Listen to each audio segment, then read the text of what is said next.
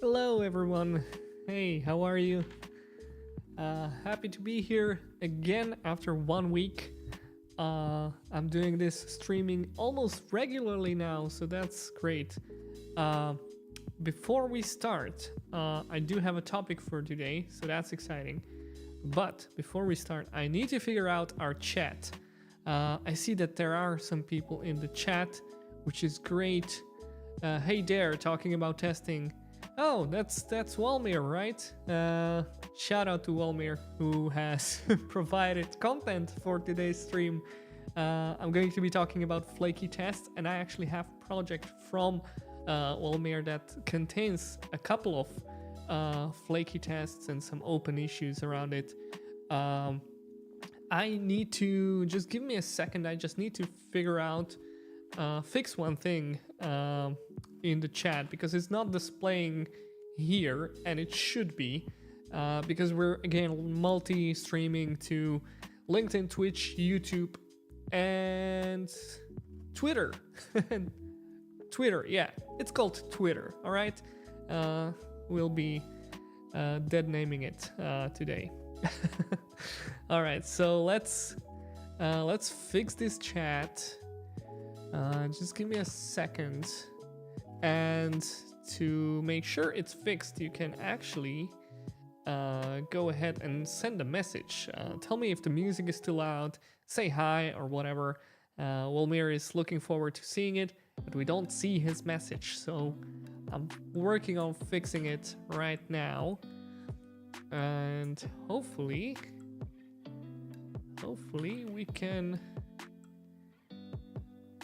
we will be good here. All right, everything looks fine. So now I'm just like waiting for your messages to appear, and hopefully we'll see them. But yeah, let's start. Let's get on with it. All right, so I have this project. Let me see if I can find a link. Here we go. Wait, no, that's not the link. I need a. Oh, okay, I know what I need to do. So Walmir sent me this project through LinkedIn, and LinkedIn does this amazing thing where if you're entering a page that is not LinkedIn, then it's going to tell you about it, and that's why every time you send a link in the chat, it's going to be like wrapped inside some LinkedIn weirdness. And I had that LinkedIn weirdness copied instead. All right, so let's share the screen. And here's the project from Walmir, and he has some open issues. So we're going to try to find and fix some issue. But before we do that, we need to set this up. I haven't set this up, so hopefully it's not too hard. But there are things here, instructions, so hopefully won't be too complicated. But since we have Walmir in chat, maybe if we stumble upon some problem, then we can fix that. So let's start it. So we have this GitLab Cypress sample project to experiment with Cypress to test GitLab application. So we'll actually be testing GitLab application. Pre-requirements: you need to have a GitLab local environment such as GDK or Docker up and running. Okay. GitLab development kit. There seems to be a GitLab development kit we need to set up. Hopefully that will not be too hard. Or Docker up and running. I do have Docker, so we can set this up, but I wonder like what that will be. You need to have Node.js and npm installed in your computer. That we have. Running GitLab on Docker. Run Docker, blah blah blah, and wait for the environment to be up and running. This might take a minute or so. All should be okay if, when accessing localhost URL, a form to define the password of the root user is displayed. There's no need to define password manually. There's an automated test. keep reading. Great instructions, Walmir. Good job there. It should be go with Docker. It should be easier. Thank you. All right. So installation tests. Okay, let's just continue, and we'll get circle back to this whenever we hit a problem. So let's do git clone.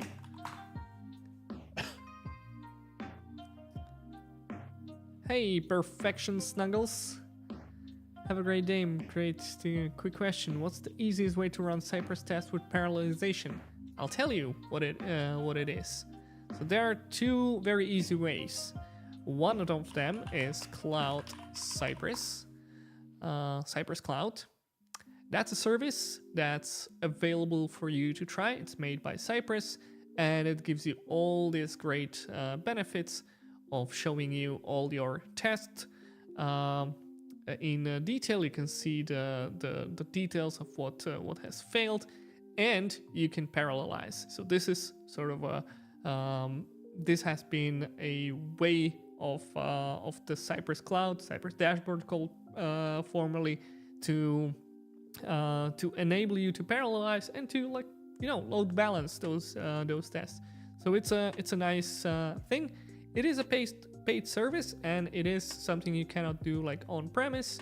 If your company needs that, I'm sure if you talk to the Cypress team, they'll be able to help you out with these situations. Hopefully, I don't know. We didn't have the on-premise problem.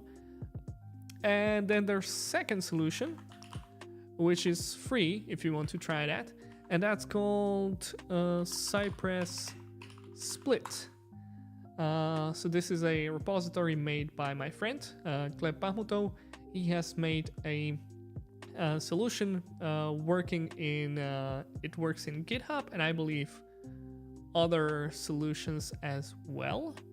And it's a package you're going to install, and then you set up your CI on GitLab or Circle CI or whatever, and this will sort of take all your specs, split them into different machines, and then tell each machine which tests to run. So it doesn't have the load balancing, but it is a free solution if you want to try to see how your tests run in parallel, which is something you probably need to do if you want to run them in parallel. Like the data conflicts and stuff like that. There's a lot of figuring out if you haven't been thinking about that since day one. All right, we have the thing cloned, so let's do code. What is it called? GitLab Cypress. All right. Okay, so next we should probably do. We have the README here. So run on Docker. I should probably do this first. I'm assuming. So let's do this first. Docker cannot connect. Is Docker running? Probably not. Let's run Docker.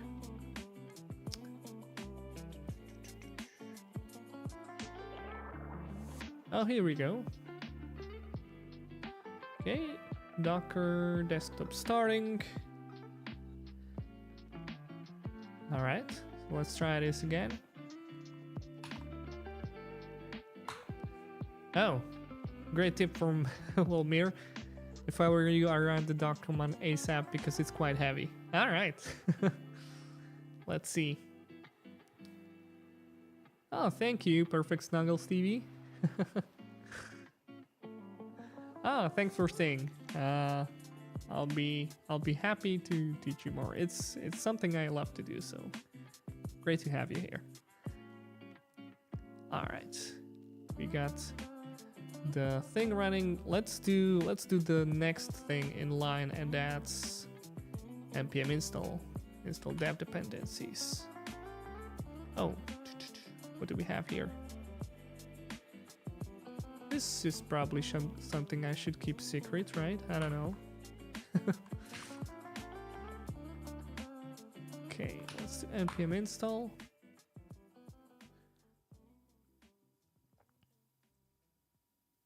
Okay. That was quick. Resolving, synchronizing cookbooks. Okay, there's a lot happening. Exciting. All right, so after we do the installation, before running tests, create a file called Cypress env.json in the project root directory and update the value of user password property with one of your choice. By default, the test will run against localhost, but if you need to run them in a different URL, localhost 3000, change the base URL property in here. All right, so username, user password, secret password. I mean, that sounds good. So let's just copy this and do Cypress env.json. Was that, wait, I forgot if that was the name, the exact name. Oh, this is flashy. Let's just hide it for a second. Cypress example. Yeah, env.json in the project root. And we have localhost. Localhost nothing? I've never seen localhost with like no port. Didn't know that's a thing. All right, so what do we have here?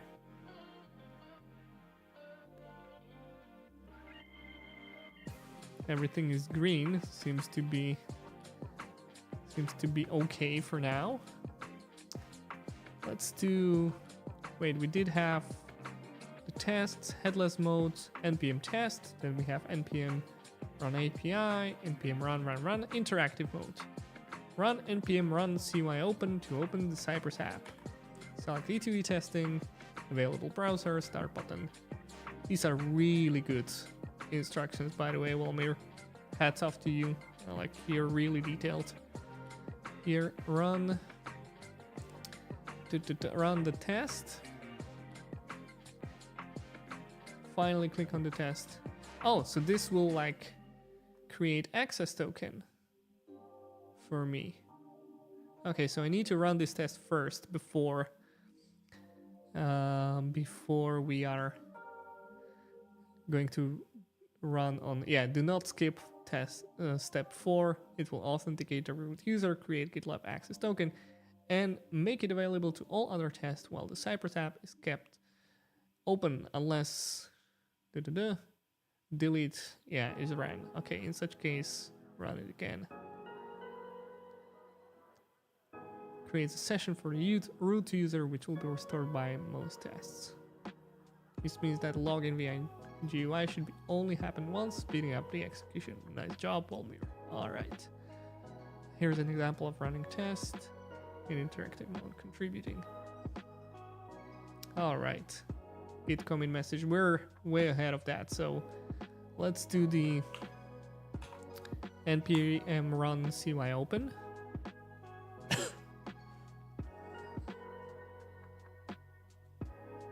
And Walmir says localhost without a port will default to 8080. I didn't know that. Thanks for sharing this knowledge. All right. So let's start with Chrome.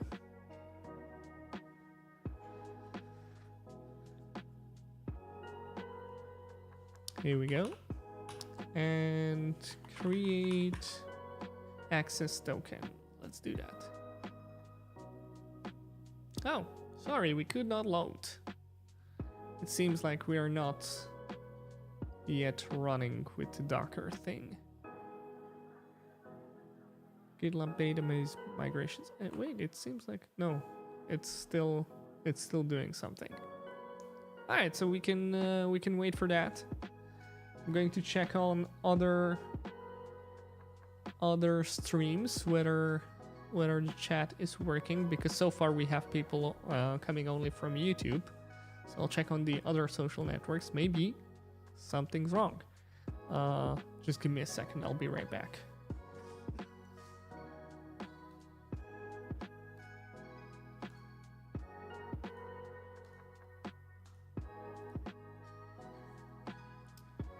Nope, we're pretty much just on YouTube.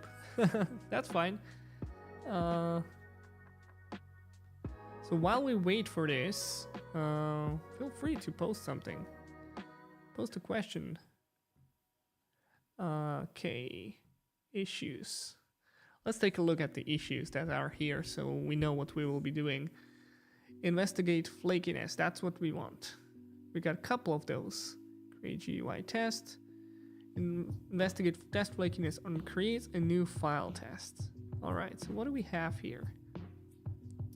We have a test replay. Let's see, what do we have here? Oh, okay, so this is the cloud, Cypress cloud here, and we should have a test replay here. Oh, it's beyond data retention. Oh no. Upgrade to, but we should be able to find this test, right? We got October 25th, then we have November 11. Let's see if this will show us something. No, this is again beyond data retention, so let's go back.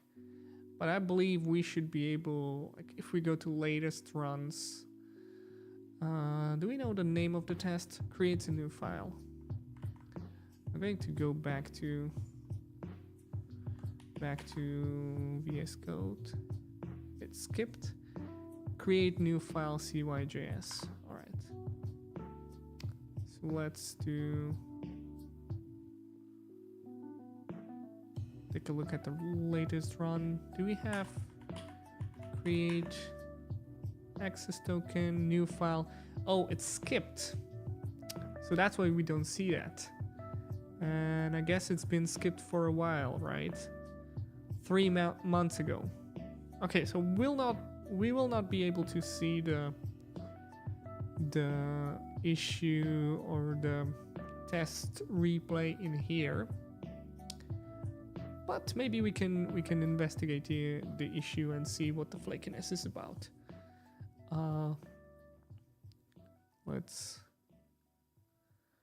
Let's see if our local host is running. Still nothing.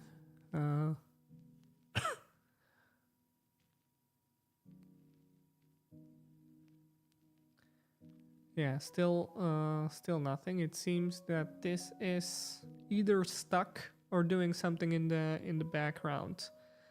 Jakub is asking off topic. What was the bug that you recently fixed with your XHR toggle Cypress plugin? Oh, that's that was an interesting one. From Cypress version 13, I can show you that. It's the GitHub. So I had this issue. This is a new one, but yeah, error reading set attribute. So this was something that started appearing with the Cypress version 13. It wasn't really clear why it was happening, and I couldn't replicate it in the open mode. I could only replicate this in the run mode. At the beginning, I even thought this could only be replicated if you are recording your results to Cypress Cloud, because there was a lot of changes made by version 13, and it wasn't clear what causes it. It wasn't clear to me even after I fixed it. So I fixed it, but I couldn't find the underlying problem. The only underlying problem was the error. There's a set attribute something, and it's trying to set attribute of something that's not existing. And the set attribute function was actually, so the plugin works like this. I create a bunch of elements just using vanilla JavaScript, and then I set some attributes to them, and then you'll have that UI which you can then interact with. And that set attribute function was supposed to be bound to an element that I have previously created. Now, if I used open mode, it worked. If I used run mode, it didn't. So I fixed a bunch of issues there, and I took that opportunity to also change some stuff. So here are the files changed, and basically what I did here was where are the changes? Basically what I did here is I added a couple of these question marks, which is basically sort of guarding the existence of the property that's before. So if I want to add listener to XHR toggle element, I need to first make sure that the XHR toggle element even exists. So it didn't exist, and that was the problem. That was what was throwing the error, and the method over here would then throw the error. So this question mark makes sure that we first have the XHR toggle element, and then we would add the method. So that's something I fixed, and also I deleted a bunch of code here. So what I was doing, I was binding onto this Cypress on event and basically calling a function anytime Cypress would log anything in the timeline. And that was kind of crazy, but I had to do that because the way I was trying to like hide those elements was by using CSS and essentially like changing CSS property. And I would do that using jQuery.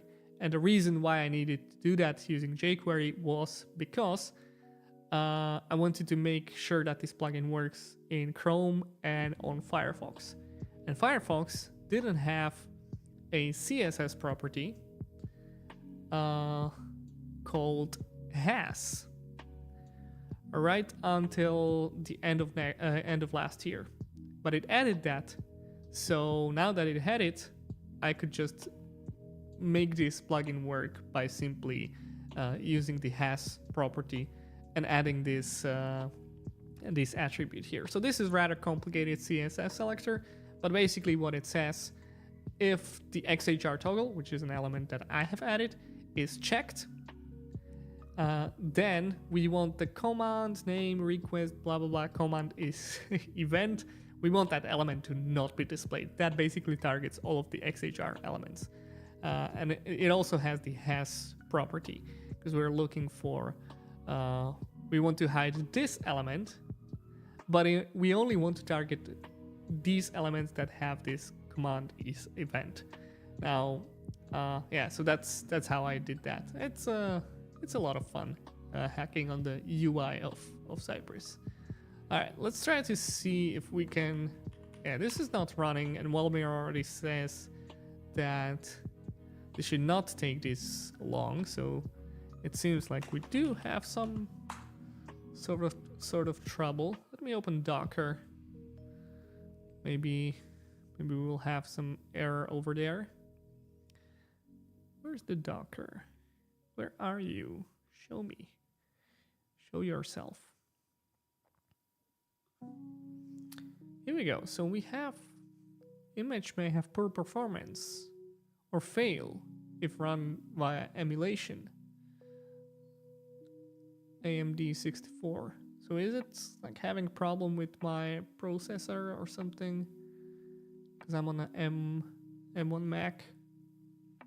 All right, let's stop this. Let's kill this. Sorry.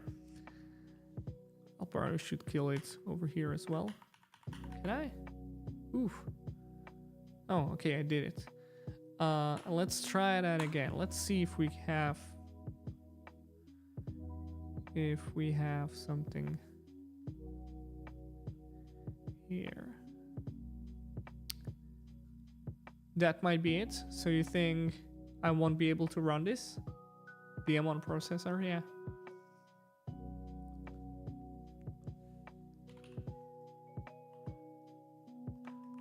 It's at 8080, right? Yeah. Oh, I won't be able to do it if I'm on M1. Oh shoot, that's a pity. That's no good. But what can you do?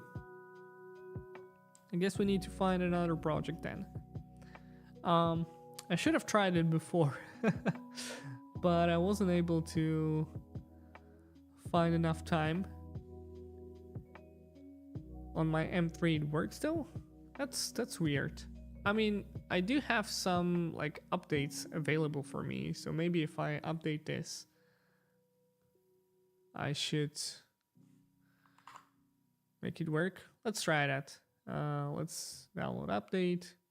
Couple of versions behind I am. We'll see. I don't know.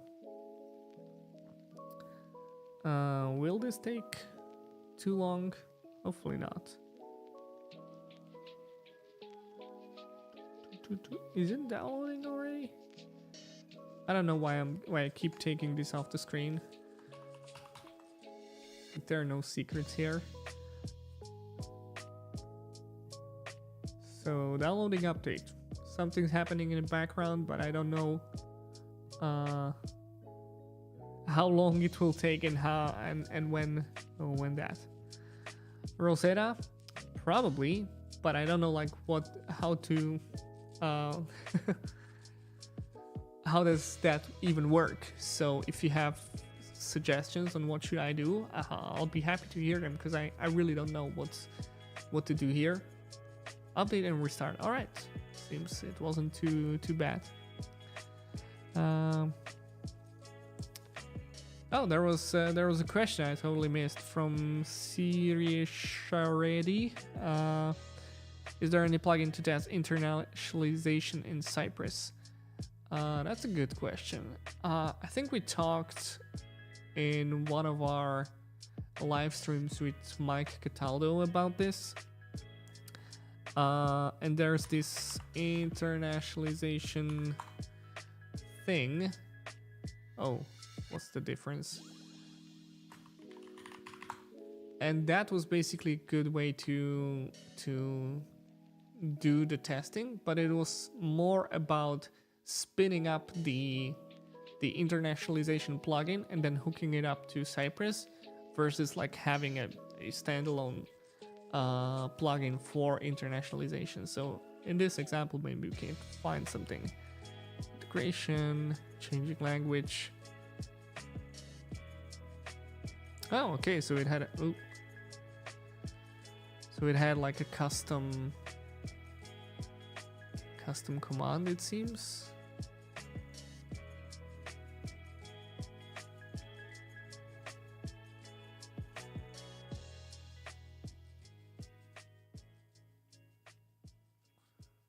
Interesting. Commands, language display. This looks rather complicated, and I don't think it really meets the point, because it has like displays English, displays Italian, displays Japanese. I think like if you have different languages, they should be parameterized. I don't know if that's the word. You should just like pass a parameter to change the language and test in a certain language. The way I used to do it when I was dealing with some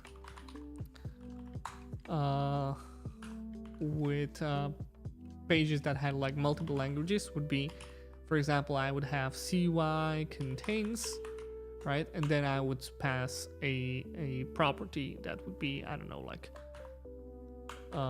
button, right? And then that button,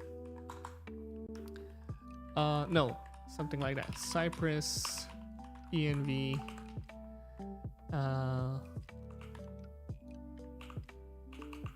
no, I remember now. Okay, so I would have the Cypress env, and I would have a property called lang in it. So it's pull out the lang property from Cypress env, and then I would say lang button, right? So anytime I run any kind of language, the contains will pass the button name for in that language.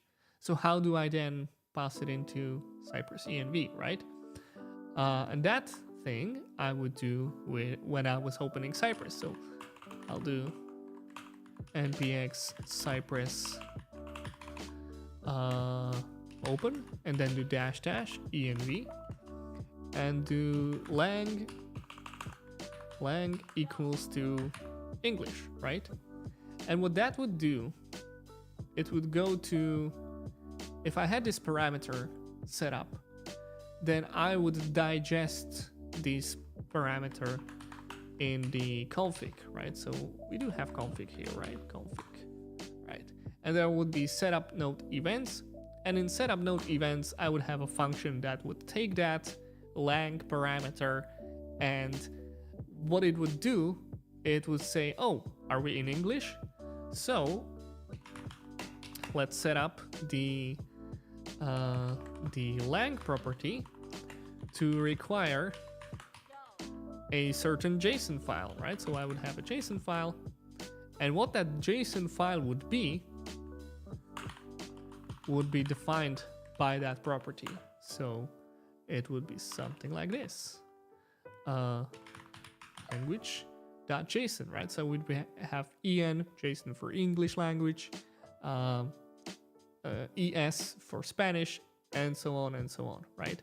This is not the right code, I'm just writing pseudocode, but basically we would pass it when we open Cypress or run Cypress. Then in setup node events, we would have something that would read a JSON file, put it into Cypress env, and then inside the test, we would just pull it out and use it in our test. And that way, if all we are testing is like different languages and the page is the same, then we would have those language those items set up, and we could use the same test for all of the different languages. So that was my approach, and it didn't really rely on internationalization or whatever. It just worked. Okay.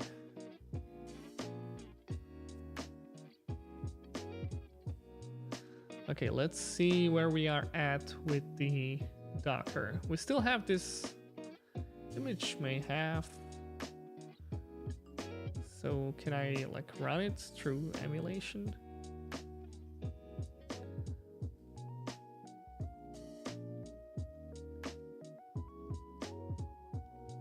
Let's see.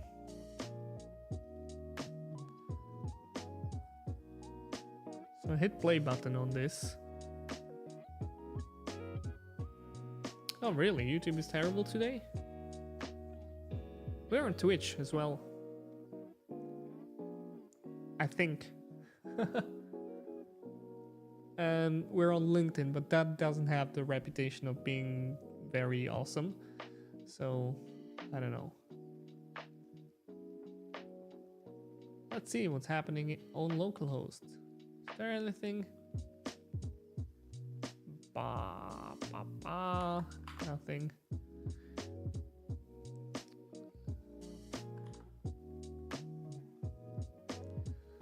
Localhost. Nope, nothing. Wait. Actions start. Did it crash? Let's try this. You have to remove or rename that container to be able to reuse that name. Oh, okay, so this is like initialization, but then if I want to run it again, I would use a different script.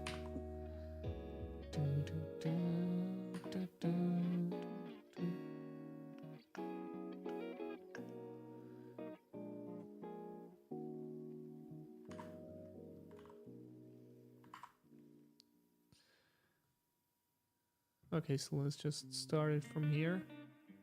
It says it's running. And then it crashes. What do we have here? There's a lot of logs here. You may have encountered a bug in Ruby interpreter or extension. Well, I don't know what what is that. Restart.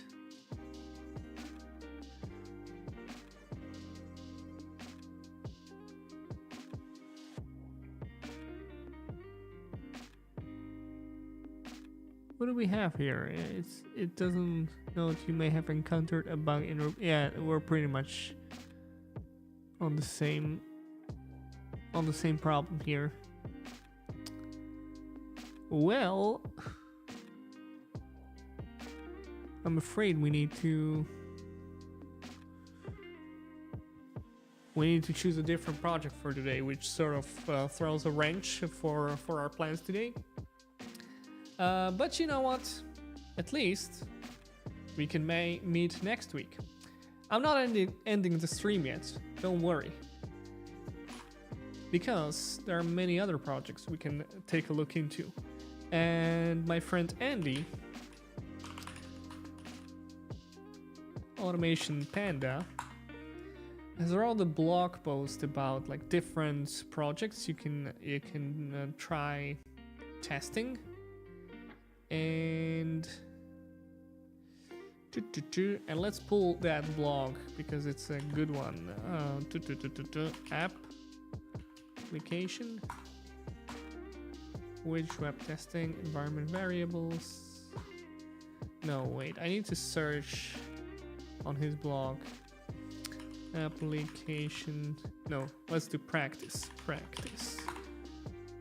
Yeah, want to practice test automation? Try these demo sites. That's what we want. And there are so many. By the way, I'm putting this into the chat because it's just so useful. Ooh, so many messages. But it seems it's working. Right, so these are like different demo sites you can try to play with. Let's pick one. I'm also wondering if there's a. It would be so cool if they had something like Wilmir had his here, where there are like open issues, which with flaky tests that you can try to fix. I'm just going to click on all of those, open them in tabs, and see what we have here. Web UI. Bulldoggy. That's something that Andy actually built. Cypress Real World App. We have been testing that a couple of weeks ago. Oh my, there are so many. Andy, you did such a good job here. Oh, JSON placeholder. No. We don't want API sites. No need for those. All right, let's see. Parabank. Okay, so this is like an online thing. Oh, I know this one. This is made by Richard Bradshaw. Shady Meadows Bed and Breakfast. Oh, and he did mention that this is something he has on his GitHub, so you can run that locally. And yeah, so you can run that locally, and there's a thing. There are some flaky tests or something like that, I believe he mentioned. C# for testers, discourse, UI automation friendly tester, automated test courses. Hit ignore.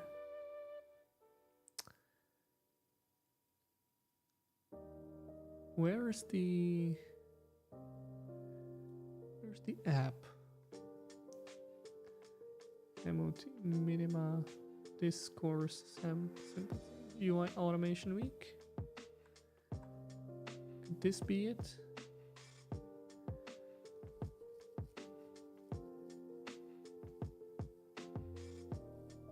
I cannot see it. I believe it was. Yes, I would probably need to find that message, but yeah, I know that one, so that's useful. Can probably go back. Here we go. So this could be useful, but we should write tests of our own for this one. Ministry of Testing UI Automation Week. Playwright GitHub. Playwright JS Docs.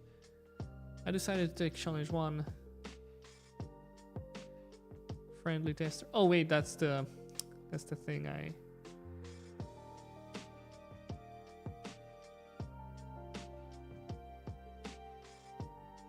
That's a whole lot of Java here.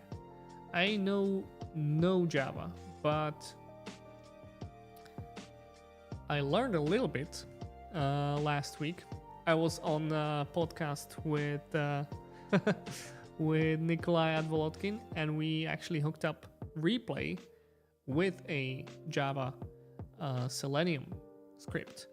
So that was a lot of fun, and it was actually, I think I saw someone in Richard's thing here. Yeah, so in Selenium, what you do as a first thing, well, probably not always. There's not enough knowledge on my side to be completely like explaining this code, but I know like this is something I didn't do with Cypress, and I know it's a thing in Selenium that you need to like define your browser, launch it, you have like some options in there, and one of the options that we set up there was to like point it to the right binary,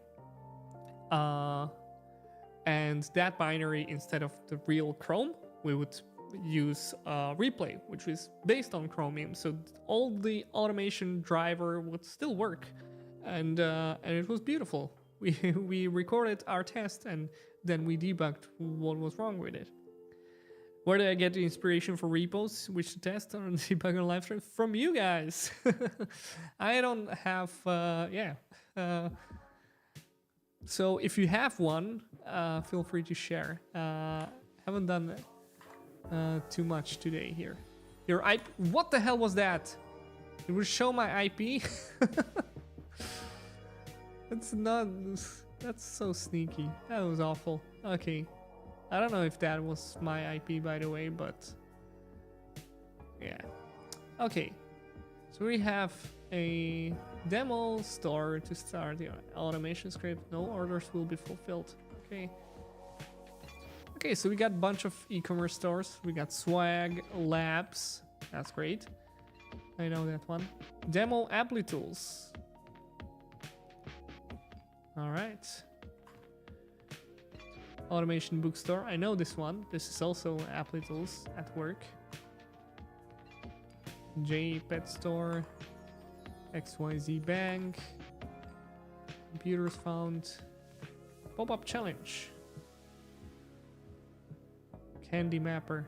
Ha, nice. Who are these people?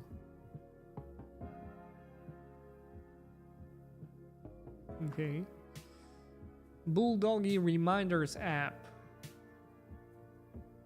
Ooh, alright. Python is the main programming language. Fast API for the backend. HTMX, handling dynamic interactions instead of raw JavaScript. TinyDB for the database. Playwright and PyTest for testing. There's a lot here. Any issues? No issues. What are the tests? Let's take a look at the tests.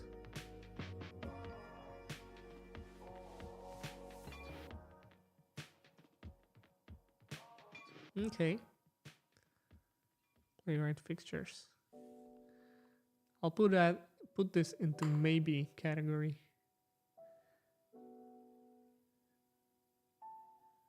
WASP. Cypress Real World app. So we had that in a couple of weeks ago, and they have this flake demo branch. There were a bunch of flaky tests, and we were investigating like what was the problem with the flaky test, and we found that. It was really nice. Like there was this little script that would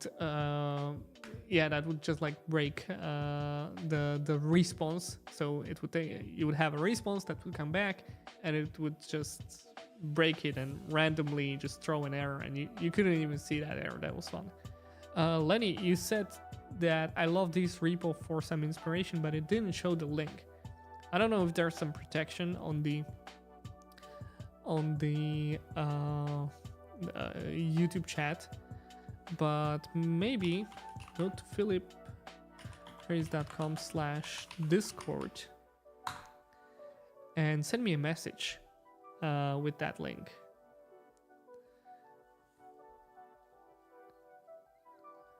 And I'm hoping you're not sending me some malware. Please don't do that. Okay, so here we have the internet. This is something like a couple of years ago I started working with, and I would just create Cypress tests for all of these. But I haven't finished that. I should probably do that at some point.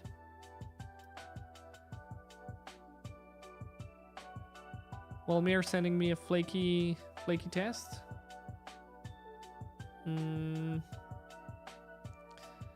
How do I copy this from the chat? Ugh. Give me a second. I'm crazy opening so many tabs. Well, what can I do? I'll close them, don't worry. So here's a flaky test from Wilmir.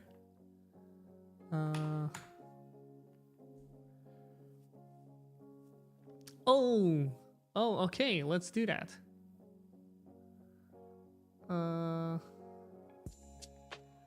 Should I just clone this? Yeah, let's clone this. I'm going to like recreate that. Let's do. Thank you, Wilmir. Let's open a terminal. Git clone. What do we have here? It's all in Portuguese. But I'm assuming it's just npm install.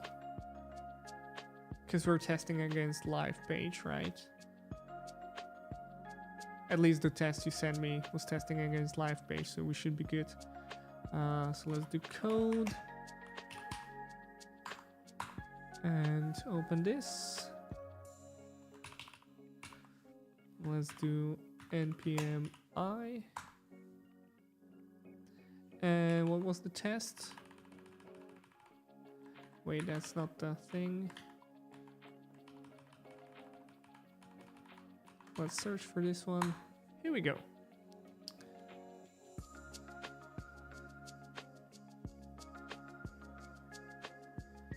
Thank you.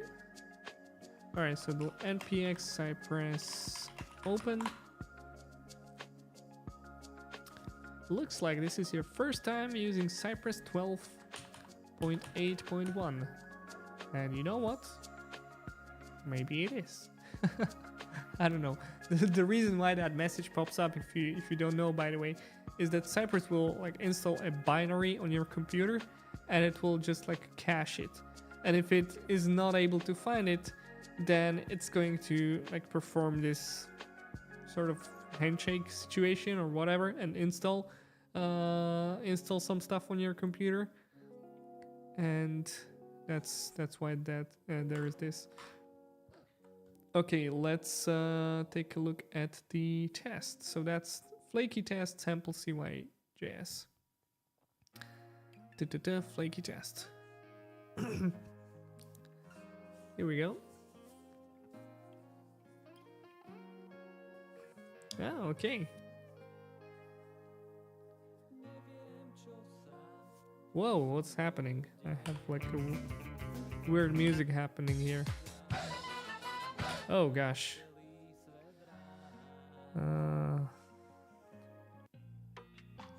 Alright, that was weird. I accidentally played some music. And my friend sent me a long time ago. I probably will not have problem with like licensing, but it was sort of a private thing, so I don't want to play that. All right, so we have a flaky test. So let's take a look at what the test is actually doing. Flaky tests, bad practice. Before each, we open the app. Contains loading, should be visible, should not exist. And then we run 10 tests where we search CY search fake a random word. What's the search doing? That's a custom command, right? So we do that 6 times. Then we do loading visible, loading not exist. Last searches button should have length 5. Shows max of 5 buttons for the last search terms. Alright, so let's go back to the test and examine that. Let's find a passing one first. So the search is doing the random word, right? So it will get the input, that's over here. It asserts it's visible, it will clear the input. Type borders, enter, type the random word. Yeah, I mean, I see the description. That's okay. I want to like go through it word by word. All right, so we have the search. So we perform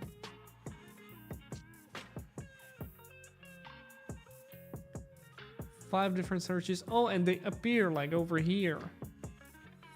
So that's what we are ultimately testing there. Last searches. All right, got it. I mean, this is the problem of like communicating, right? It is like in hindsight, it is very obvious, but when we as people communicate with each other, there's a lot of things that are lost, right?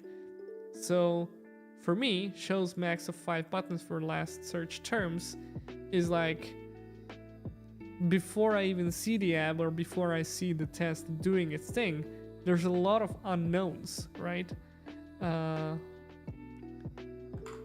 Now that I see it, it is really obvious and I can say this is a really good description.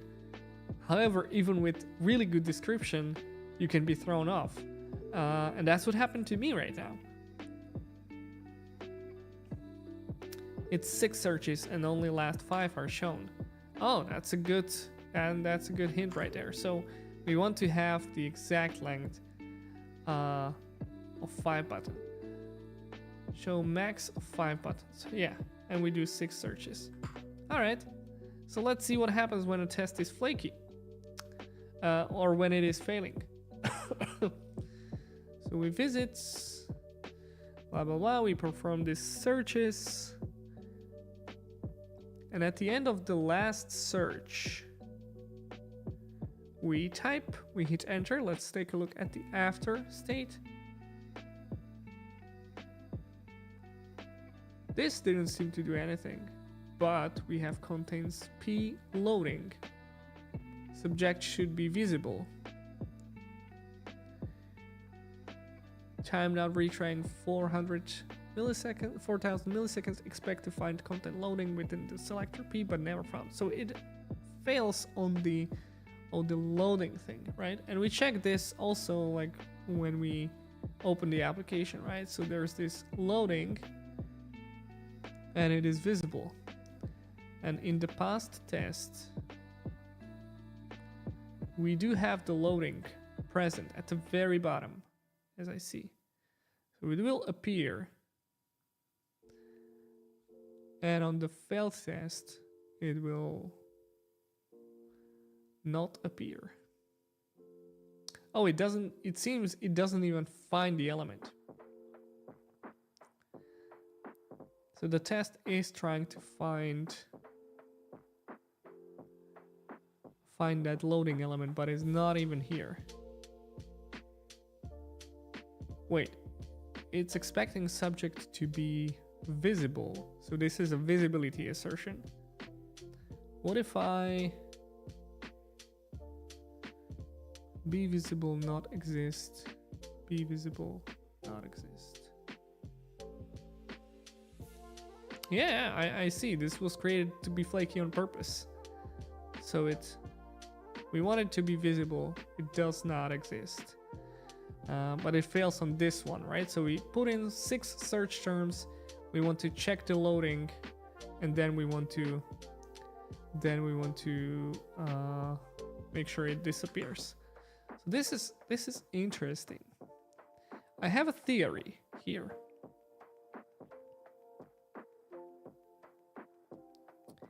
We have this API call here. What about this one? Look at that. So there is an API call being made, and in this snapshot we can see the loading in here. And after that we do contains, and it's not here, and our test will fail.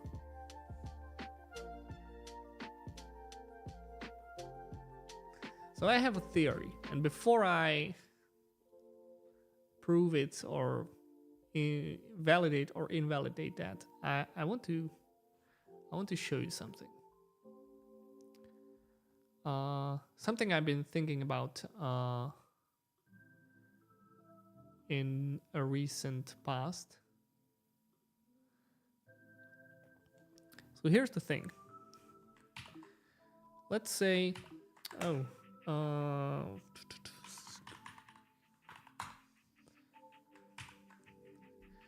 let's say we have a test, and that test will start and then continue. So there's like a timeline, right? And then at some point it will finish. So this is start and this is finish. And we run our test, right? And as we run our test, our application is doing a lot of things here. It will open, load all the resources, do some network communication. Maybe you click a button so something will render or disappear. There are some user inputs, etc., and so on and so on. When we write a Cypress test, or any test for that matter, we give it a set of instructions, right? So first of all, visit. Should I write like this? This is crazy. Visit. Open our application, right? And this event will happen around here, the very beginning. That's where the story begins, right? And then we have some other command and some other command and another, right? So this could be like click, type, assert, whatever. Hey, Joseph. And whenever we do these things, right? So we get some element on this timeline. It's going to be somewhere like here, right? Then we do a click. Then we do, I don't know, type. Then we do shoot. And what Cypress is doing is that with every command that it will do a snapshot, right? So imagine can I draw with this? Imagine, so this is me trying to draw a camera. Does it look like camera? I don't know. So it will do a snapshot, right? With this, let's say this is a get command. And it will actually do two snapshots. It will do before and after. And then we have a click command, right? And this will again do two snapshots. Before and after. And then maybe we have some events in between. We have like an XHR. I'm just going to write X because I'm bad at writing this, right? And there are a couple of those happening as we test the application, right? So we go from start to finish. There are a couple of XHR, there are a couple of Cypress actions happening in here. Let's just put it in a frame. So we have like a timeline, Cypress timeline here. And there's a problem, one little problem, that there's a lot happening in between, right? In between these snapshots, our application is still doing stuff. But whenever we do anything in Cypress, we don't see that stuff happening. We only see those snapshots. We only see the things that happen at the exact moment when we interact with our application. Which brings me back to our test. It seems that in our passing test, we type, we hit enter, so that's our snapshot, before and after. We see that over here, before and after. And then we have contains. And this also like does a snapshot. We see this loading thing highlighted. And there's an XHR event. that also has request and response. So we got 2 snapshots for this XHR request. And this is really great. I should probably make this bigger, right? Oh, sorry. This is really great. When we first all saw this in Cypress, we were blown away by this. It's amazing that we have so much insight when we run a test. And then Playwright came along and did the same thing. I think it's also good, right? We also had Currents, which also did the same thing. They even did that headlessly. If you take a look at Playwright's trace viewer, this is exactly what they're doing as well. You just have these different snapshots so you can see what your application was doing. But still, there's all this space in between. So if we don't add a command where we need it, then all of that space in between is lost. And I think that this may be something that's happening over here, because we have the type, we do before and after, and then this XHR request, and we actually do have snapshot of that. We can see request and response. We can see that when the request is done, right after we hit enter, the loading does appear for a moment, and then when the response will come back, it will disappear. And then when we do the contain, unfortunately we cannot find the elements, so we don't have the snapshot. So I believe that there's a space between this type and this contains that Cypress wasn't able to catch. I don't know, maybe. I believe that what Volmer is trying to say with this flaky test bad practice is that, first of all, we're testing something twice, so maybe that's not the best thing. And we already tested that the load is there, right? So maybe it's not the best idea to try to test it again, since we have already validated. But also, this is something that maybe could be moved to the component testing. If we want to test the loading state, maybe we can just like test the loading state and do it on the component level instead of going through the end-to-end. Oh, black window. Oh, thank you. Sorry about that. This happened to me already a couple of weeks ago. Last time it didn't happen. All right, we should be back.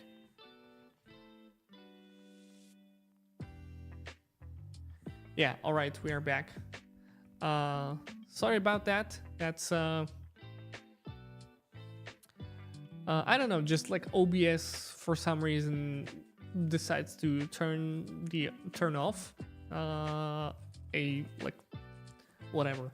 It just turns off one thing and then you see a black window. So sorry about that. Between click and contains.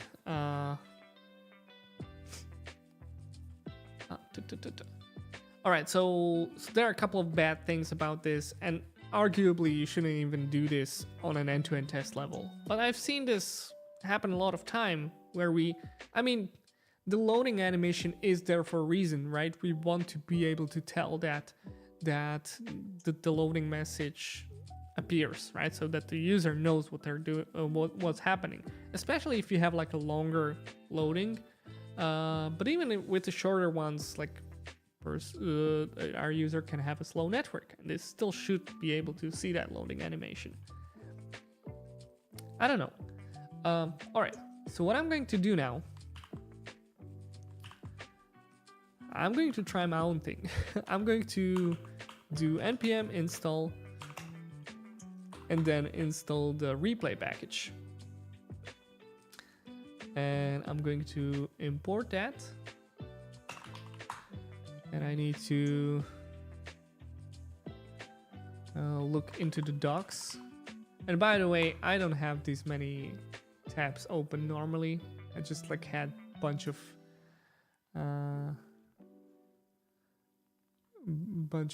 things, bunch of different applications trying to see which one should I test. So don't judge me, or judge me, whatever. I don't care. I care a little, but like not enough. So let's. Oh wait, this is supposed to go to the Cypress config. So let's add it over here, and then where do we have our? Yeah. Setup node events. Oh, we actually don't have the setup node events here. Setup node events on config. Here we go. Okay, Cypress will restart, of course. And let's do require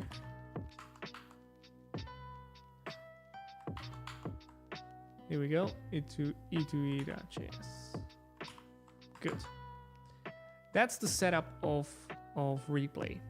That's pretty much it. You install a plugin, you import it into your e2e file and to your Cypress config. So what that will do, it will download a Replay browser. It will give you an option to run the Replay browser here. We are missing the icons yet, but that will come. And then what Replay browser does is that it will record everything that's happening in your test, including the application you are testing. Hey Dennis, hello. So as I mentioned, those gaps. Let me show you that for a second. Oops. As I mentioned, those gaps between those snapshots, Replay will actually record everything in between those gaps and those snapshots, right? So that's the problem Replay is trying to solve. Let's go back to our VS Code. And what I'm going to do now is I'm going to run my test. So npx cypress run. I cannot type today. Browser Replay Chromium. So instead of a Chrome browser or Electron, we're going to do browser Replay Chromium. And I'm also going to define spec. So we want to go Cypress e2e flaky test and then sample cy.js and just run it. Now let's see what happens.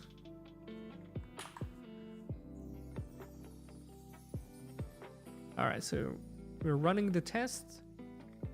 Flaky test, bad practice.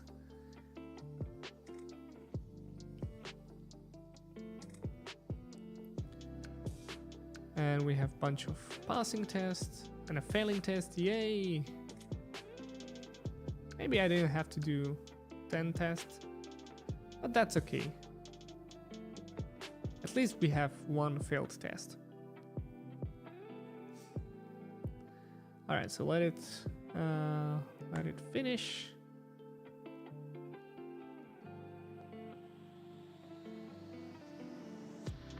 All right.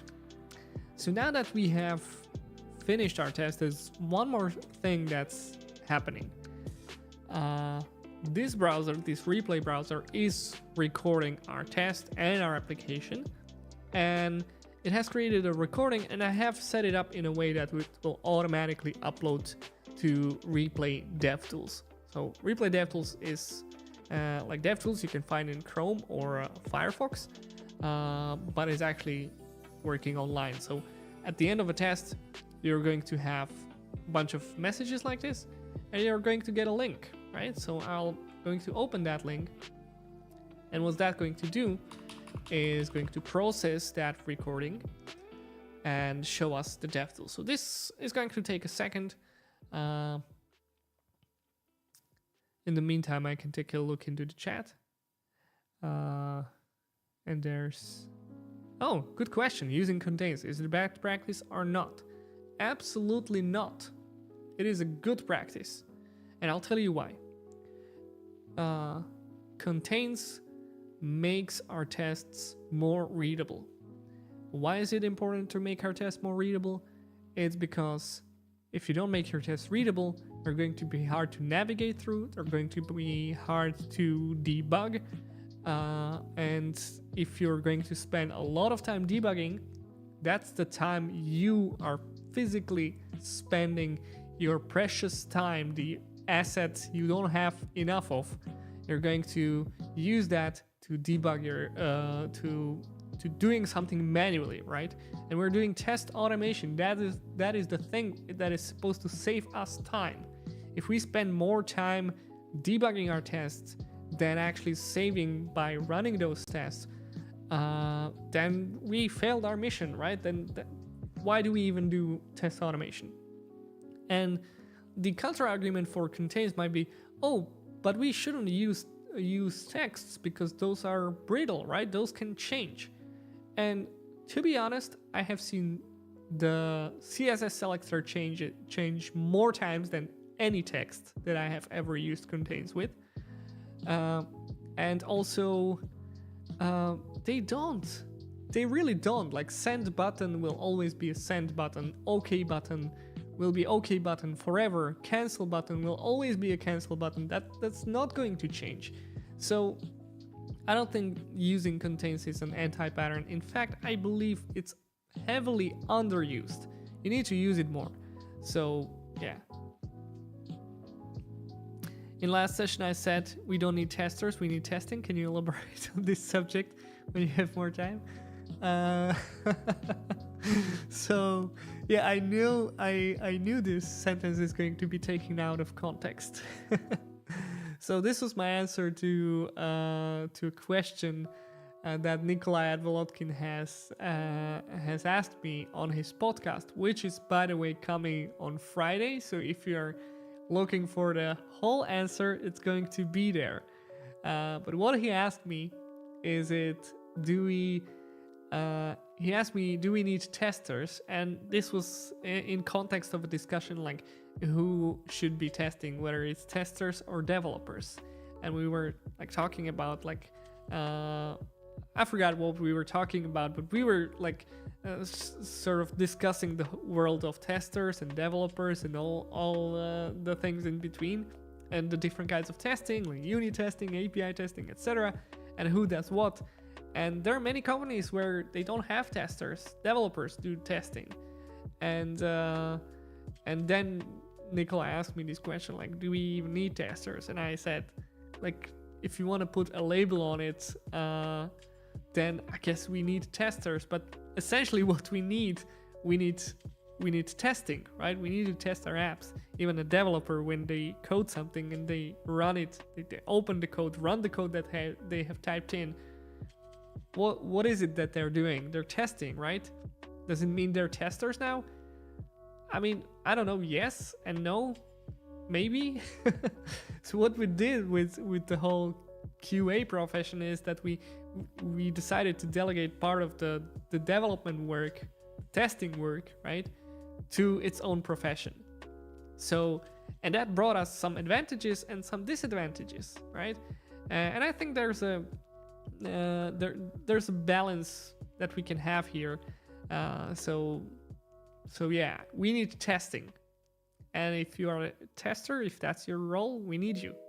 If you're a developer and you do testing, we need you as well. So that's kind of a point. So yeah. All right, there's a blog post I mentioned that a few use of contains. Yeah, I wrote a blog post as well. Thank you, Welmir, for sharing that one. David is saying microcopies do change. Good approach for localized applications is to refer to translation keys. Yes, that's true. If you have localized applications, we touched on this already today. If you have localized applications, you should refer to translation keys. That's great. Also, you can use contains for that, right? And that would be a good test, because if you have like different translation mutations and you load them in your test, then you can validate that. There is a slight danger in that, especially in terms of like how do you set up your fixture? Because if you have a string that's going to be empty, and you're going to write contains and then do then validate empty string, well, actually contains might fail if you don't give it any text. But you know what I mean. There might be a situation where the source text is corrupt, and then you're validating your application with that corrupt source text. That's a problem. So yeah. Okay. All right, so we had this side discussion. Let's take a look at what we did, right? So I just recorded this flaky test using Replay, and now what I can do, I can play this back, right? So let's run this, and I'll see my Cypress test in action. So let's go ahead, boom, and the test is running. So this plays like a video, or if you, plays like a video. It actually has much more information. So this is the viewer part where we can just view what's happening. And then we have the DevTools part where we can examine what actually happened. And for Cypress, we have this Cypress panel where we can see all the tests. So we can go ahead and compare the passing test and the failing test. Now, as I mentioned, when we have a Cypress script, every Cypress command will do a snapshot on every command, right? Sometimes it'll do multiple snapshots, like before and after. Replay is different in this regard. It will actually record everything, and we're not talking only about the DOM elements that are here, but we're actually talking about everything that the application does in the background. So if there's a function call, we can see the function being called, and we can see what went inside it and what the function has returned. I'm going to show you in a minute. So let's now take a look at this test. Let's see where it failed. Here we go. Contains loading. That was the moment where it failed. So clicking on this will take me to the code of the test. We can see how many times that command has been called. 10 times, because we ran test 10 times. But also if we have a thing like type in here, where we do type in the text, we see the text, what was it? And we have this blue button that's going to say jump to code. So this will take me to the code that was executed. So notice this. Now I'm not in the test. Now I'm actually in the app TSX file. So I'm in the application that I'm testing. And this handle search function is something that's being called when we do the type, right? So this will trigger this function. So we have this handle search submit. When we hit enter, this handle search submit is called, and we have a search term that's going to be searched for. And if I hover over, look at this. I see the compressing. That's the word we have put in when we called the command, right? We type compressing, enter, right? So we can see the, oops, I didn't want to do that. Sorry. We can see the effect that our test script has on the application, right? So if we again jump to code, there's this handle search wrapped in this handle search submit function. That's what's being called, and we can see we have passed the test, the text compressing. And this is already interesting, right? Imagine, and I'm sure you have, many of you have already encountered this, right? You use type command in Cypress, and you select an input where you want to type into, and the input doesn't take the whole string, right? So instead of compressing, it would just say pressing. It would just throw out the first 3 letters. If you had that happen to you, you know how frustrating that is. You need to add a wait or do something like that with your input, because for some reason you just start typing too fast, and then something happens in the background, and you need to like type again, right? I even wrote a helper function that would type in, then it would reselect the item that it was typing in, check whether the value of that input is what we actually tried to type in, and then if not, it will clear that and retry again until until I don't know what. So if we have a situation like this, we can see that we type in and then we can validate within the code that this is actually what was passed in. If it wasn't, then we would have trouble. All right, but I'm interested in that loading element, right? Because we were not able to find it, although it does appear like right about the time when this API call is being made. So what I'm going to do, let's actually use network panel. So all of the recording that I have made, I have recorded locally, but you can imagine running this on your CI, and you would capture everything exactly as it happened on CI. In fact, you know what? I'm going to share this with you, and you can jump in and you can examine this exactly as it happened on my computer. Wait, actually, anyone with the link can view. All right. So feel free to jump in and take a look into what's happening, right? So I'm on a Mac. If you are on Windows, you can still open it. You can still see how my test was actually performed. Everything that happened during the recording will be captured here.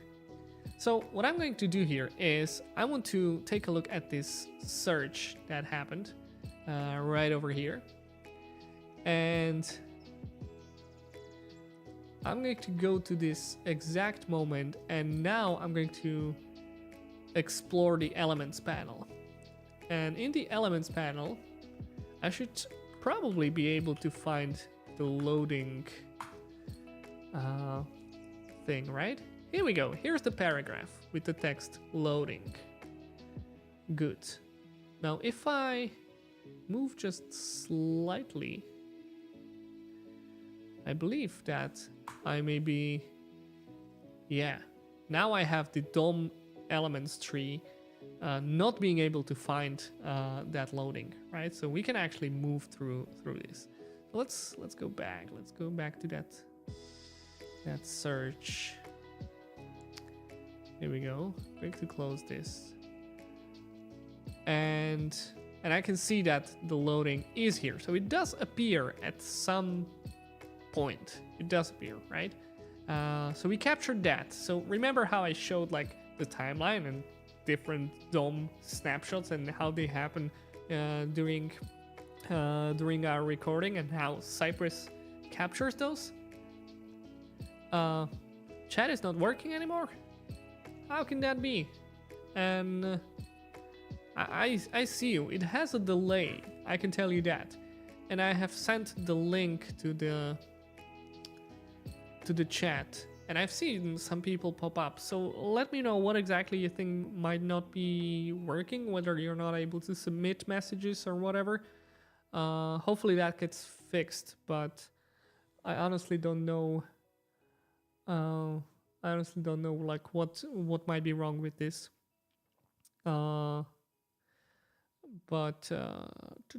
Yeah, tell me what you're interested in. If you're like looking for the link or whatever, we can fix that. It's no problem. All right, so I mentioned that there may be a problem between like this moment when we type in enter and this moment when we try to search for that loading thing, and we can now see that actually the loading thing does appear. In fact, it does appear at the moment when right after we type that last thing. So I don't know. So I'm going to copy this and I'm going to go to search. So this search is similar like to what you have in VS Code, right? You have your project open and you can search in the contents of the files. And we can do that in Replay and search within the content of the files that were like present in the browser when we were running this test. So for example, here we have the app tsx. That's what That's, I believe, what makes our application. So let's take a look. We have this stories is loading. This might be what's showing and hiding our loading animation, loading text. Stories is loading. Could that be it? I don't know. So if loading is true, we're going to show this element. Paragraph with ellipsis and then text loading inside. Let's try to search for the paragraph with ellipsis. What is that? That's a component that's coming from somewhere. Here we go, components paragraph with ellipsis. So we can go to Source Explorer and actually see our files ordered in the fashion that they would be in your project. So let's go components paragraph with ellipsis. Let's see what this is about. So this is a React component that has like children and 3 dots. So that's what it's going to show. Oh, cool. Okay, so that pretty much confirms that what we see here is the element that we are looking for in our application, right? So now we can see that this element was rendered 22 times. That's a lot. So whenever this stories is loading was true, we would search for this element. And I can actually see, go back and go to every iteration when that element appeared. So let me make this a little bit larger, and you can see how the test progress. We have 3 searches, and then we're typing the next one. So I'll go forward, and at some point that element will appear, right? So yeah, wasn't it typing west? Why do we have port west compressing? This is just like me trying to navigate through the application. But oh, okay, it seems to be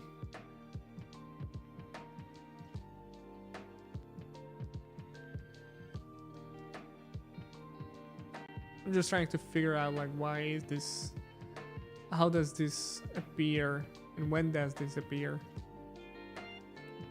It only shows the last 5. Yeah, yeah, that's true. It only shows the last 5, and that's good. I was just trying to like decipher the logic of how those appear, because I believe I saw the integration appear, and then this did not appear. Then I saw west, but it didn't appear immediately. Instead, I saw the port. And now I see west. It's probably way too small to notice on the stream, but I'm just like looking at this.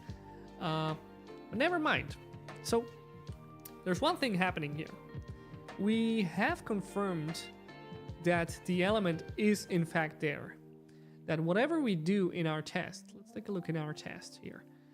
When we do the loading should be visible, this should pass, this should work, and it doesn't, right? So it already seems like there's a problem. I don't want to say in our test, because it may actually be a problem with the application itself, but we are kind of hitting the limitations of our test, right? Because our commands can only go so fast, and our application might actually be faster than what we are doing with our commands. So it seems like this loading is trying to validate whether that element was visible, but it was not able to do that.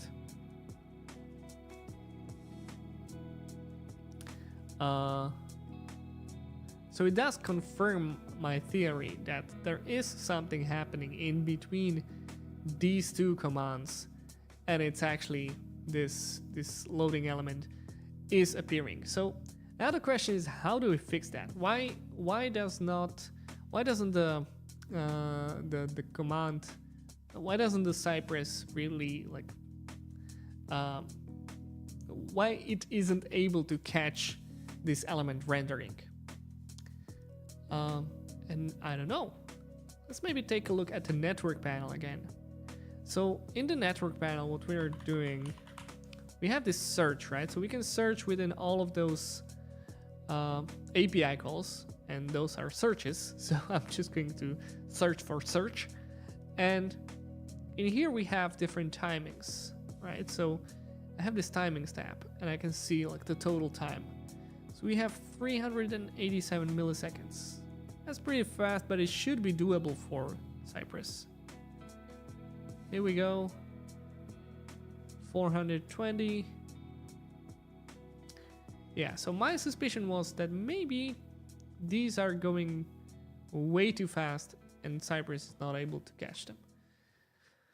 I don't know, 380 milliseconds?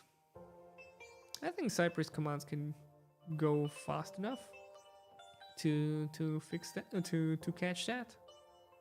But maybe what we could do in our test is to intercept those API calls and make them go slower, so our test is actually able to catch them. That would be a valid solution for this. Besides that, I wonder what else could be done here, because those items definitely render, right? We definitely see that loading. You can see that in the viewer. Oh, actually, I cannot scroll through this. But if we go to Elements panel and search for loading, we should see it here, right? Oh wait, I don't see it here. What's happening? Wait, did I go too far with the...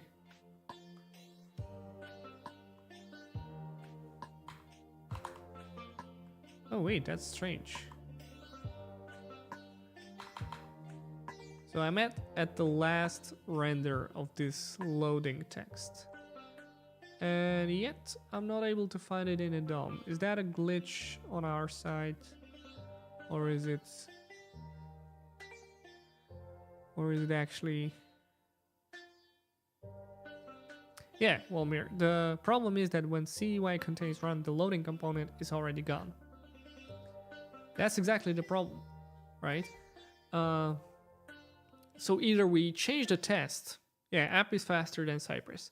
So either we change the test to slow down our application. So if that loading animation is vital for us, then we are able to catch it. Or what should we do with the application? Actually, there's probably not a fix on our application. It's probably impossible to... Like, not that we would want our application to go slower. That's probably not what we want. So yeah, this probably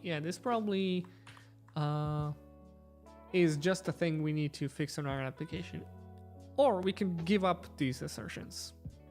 Maybe that's the solution too.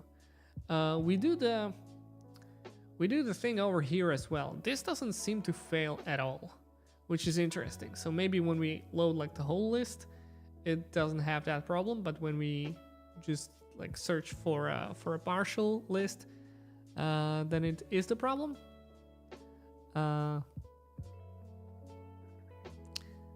Yeah, Davi is sending the documentation, avoid loops. I mean, yeah, let's see what does the avoid loops actually say. That's a good point to hear. I don't know if this is the case where I would decide to avoid the loop. Maybe, I don't know. Like it avoid loops. Yeah. So what does this Cypress documentation say? Where are we? Here. Using JavaScript loop command like while can have unexpected effects. Let's say our applications show a number, random number on load. We want to test to stop when it finds number 7. If any other number will be displayed, the test reloads the page and checks again. So here's the incorrect test. While 7 is not found, get result not be empty, invoke text, parse the number. If it's true, then good, else reload. The above test is adding more CY-get result commands to the test chain without executing any. Oh, okay. The chain of commands keeps growing but never executes, since the test function never finishes running. Oh, okay, yeah, but I think that's a different problem. Like this is like defined, like this is not a while loop. We have a set number of commands we want to execute, a set number of tests we want to execute, and inside those tests we have set number of commands that we want to execute. I don't think this is the problem, because the way Cypress works is that when it tries to run a it block, or when it tries to run your spec, it will create a queue of your commands. So I think it's slightly different problem than what we see here, where the queue of commands is actually not defined. And the while loop never allows Cypress to start executing. Yeah, and that's the problem, right? Because if you don't have a set number of commands, Cypress will not know when to start.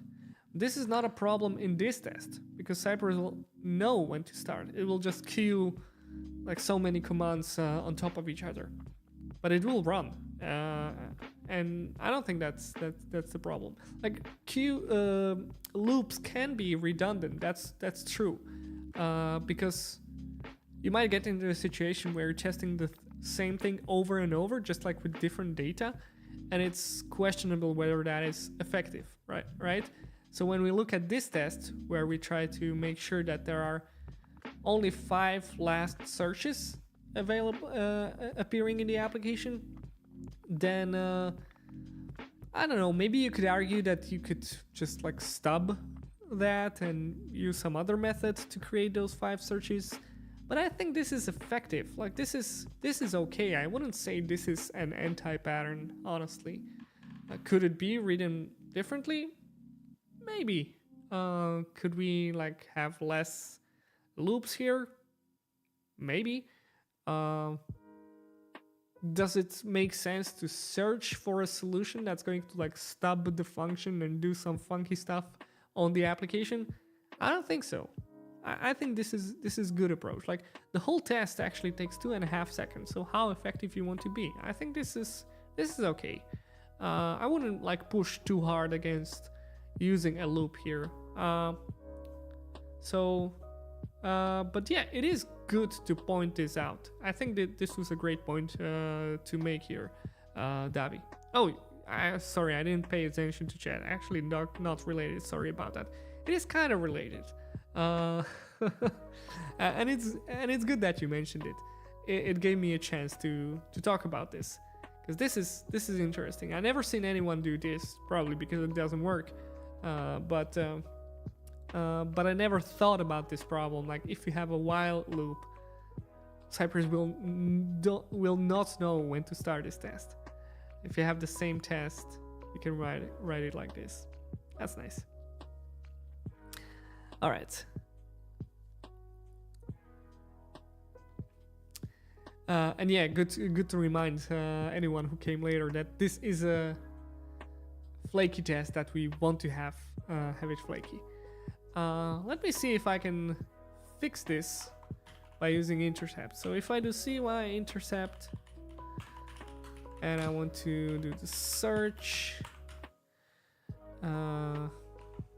as search. Wait, is it get search or post search? I don't know. It's probably post search. You cannot do get search, right? And then we do the request, and we want to request reply. Oh, we don't have the types here. Let's fix that. Reference types.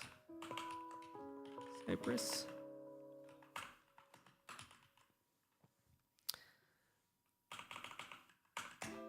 Here we go. Reply, redirect, response timeout. Reply. Wait, I think maybe I don't have to use function. Maybe I can just do object. Delay. Yeah, let's do delay of 500 milliseconds. And I actually don't even need to do the alias. So let's go. I do npx cypress open. It's a get? Oh.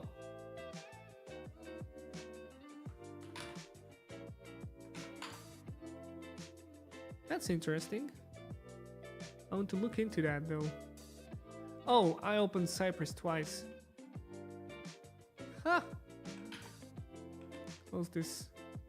Yeah, Cypress is running over here, so sample the flaky test.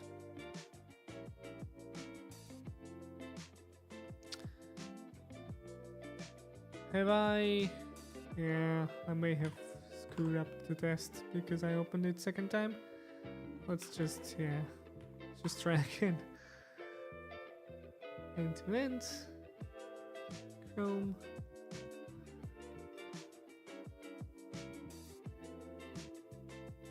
Oh wait, I didn't fix the...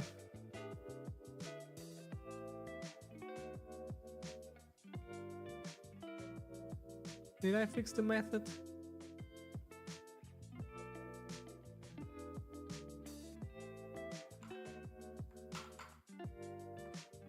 Oh, I did fix the method. Still failing. Oh! Yeah, I probably didn't map the correct...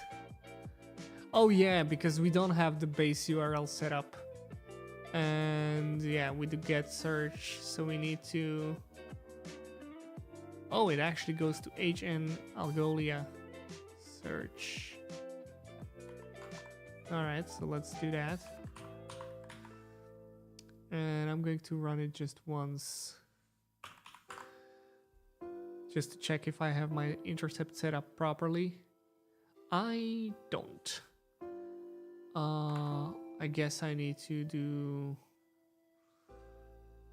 Where do we have the intercepts? Search and then like this. Will this match it? Yes, okay.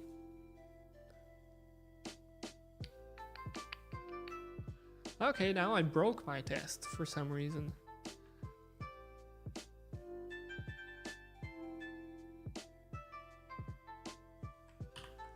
That's interesting. So let's take a look what's happening here. Let's rerun this. And do search. So I matched that correctly. It is a get method. And it says query react page preview.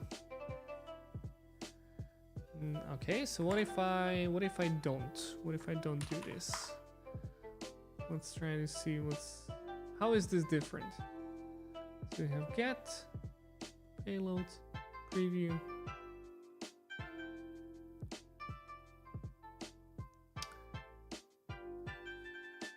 Is it a problem of the delay? Do I need to...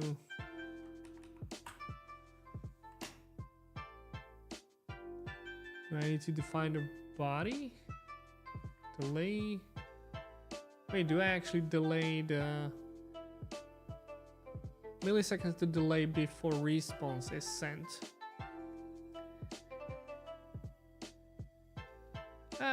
No, it's okay. I actually want to figure this out. Thank you, Olmir. It's really nice having you here in the chat. Let's try this. On a request, reply. Let's do response. Delay. 100 milliseconds. What happens now? Like, there's some problem, like I'm doing something wrong. Oh wait, it did not fail this time. Clear, bacon, enter. CUI type failed because page updated as a result of this command, but you try to continue the command chain. The subject is no longer attached to the DOM and Cypress cannot requery the page after commands such as they. Oh.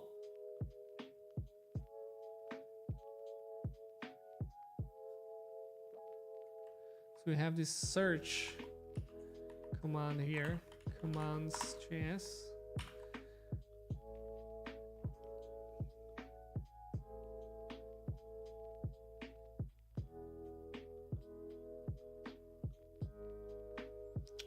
Interesting. This is an interesting error. I don't think I have ever encountered this. So we fixed the flakiness and then we introduced new type of flakiness because it's sometimes it seems like we have enough time here. Also, when we do the response, do we actually get the response? No, we don't. Okay, I actually didn't fix the flakiness. I think I introduced a new problem here. It seems that when I use intercept for this API call, I'm screwing something up. I want to like delay that, but it seems like I cannot. Like this is creating problems in our application. So now I'm actually, you know, like curious if I can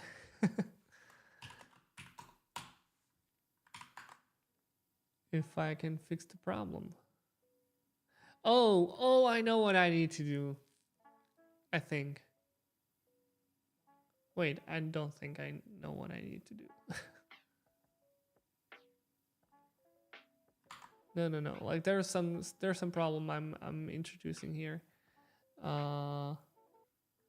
But I need to, like, after I type, let's wait for the search.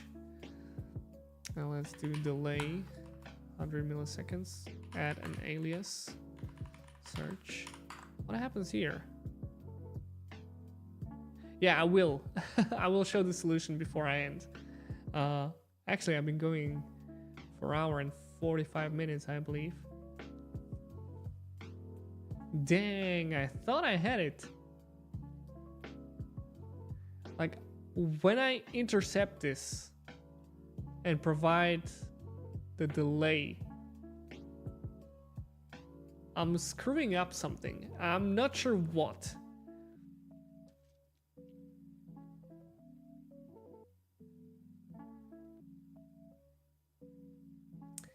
Oh, and for some reason, when I type enter, submitting form, page loaded, and there's new URL.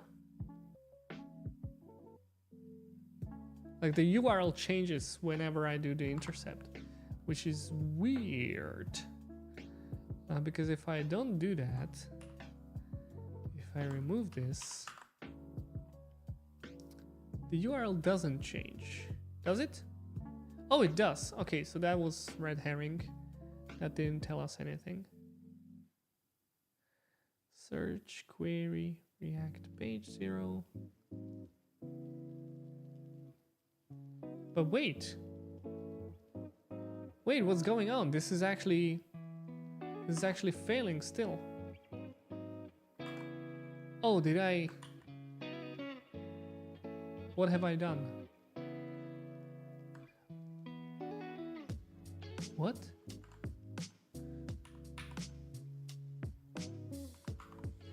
Okay, so I did a hard refresh of the browser and then the thing started working again. But then I put the intercept back and now it's failing again. What threw me off was that this did not work.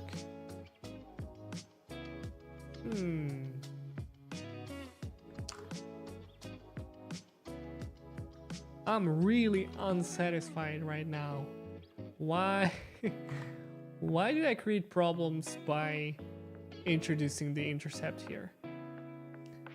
So the application is going way too fast, and for that reason we cannot find this loading element sometimes.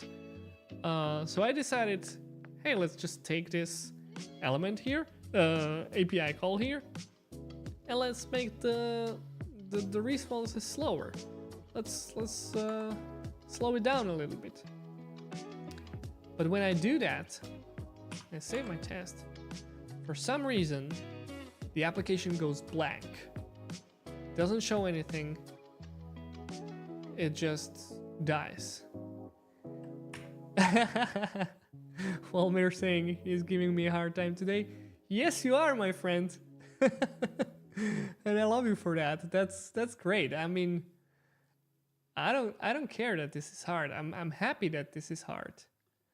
I like a good challenge.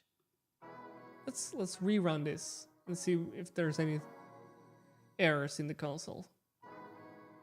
No errors in the console. Nothing. But wait, we do have something in here. Wait, why don't I see that? Oh, we got hidden errors. Wait.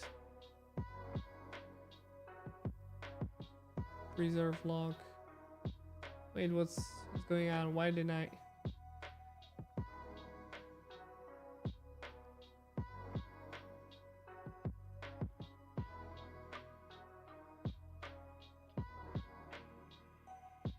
How do I see the hidden errors?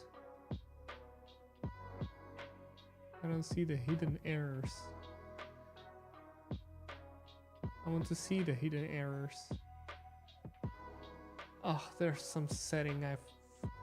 Oh, here we go.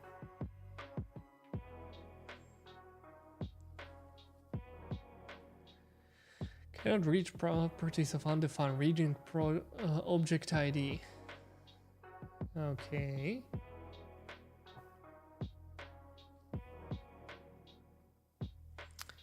Okay, so we are in the index TSX. You cannot see the project ID. Something's wrong.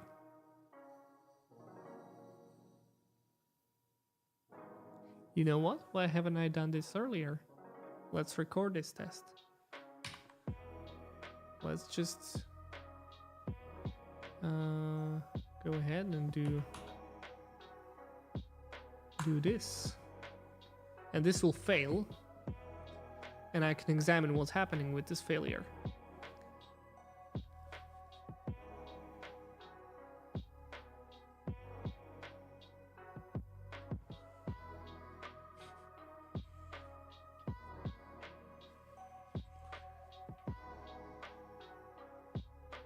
All right, let's open this.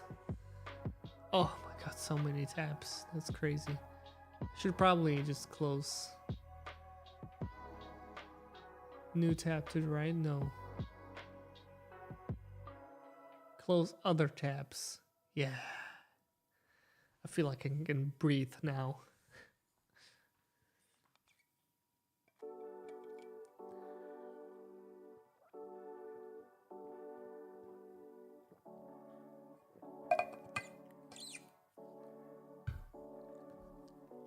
All right. So we cannot read properties of object ID. So what I'm going to do now, I'm going to examine this recording. Let's search for object ID. Object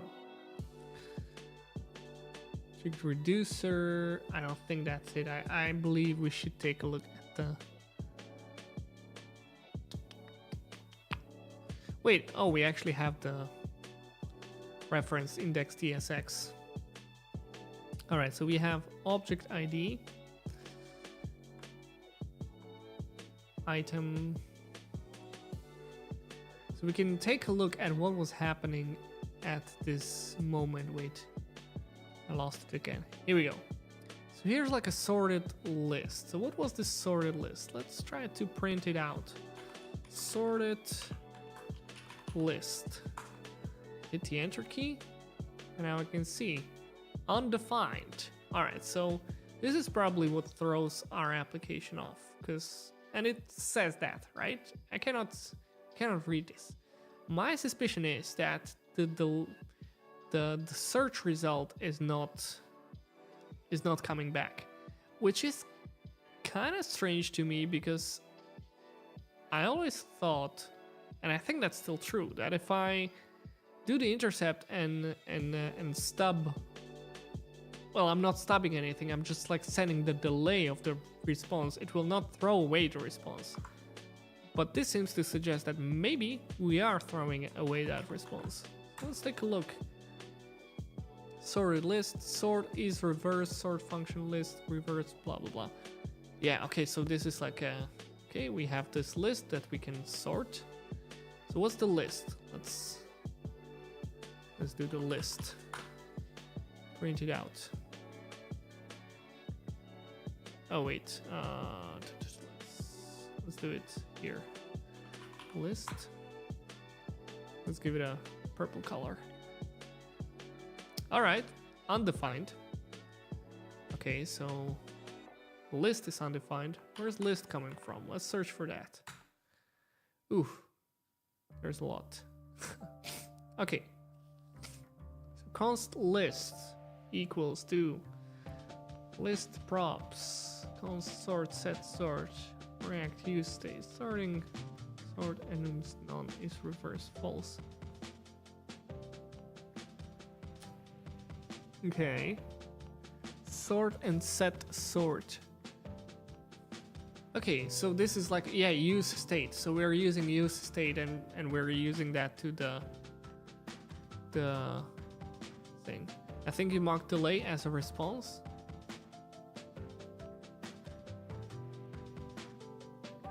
You know what? I thought about it and I thought no. And now that you're saying it, you might be right. Because I thought of this as a stubbing object, but it's probably the response. You know what? Let's check the docs.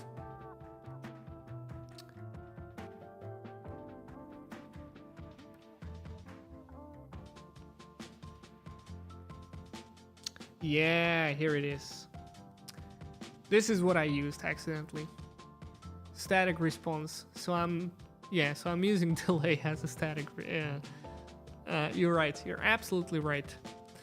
The way I'm usually using that is either this, two objects, root matcher, so I match the root, and then root handler, and then I do whatever with the API call.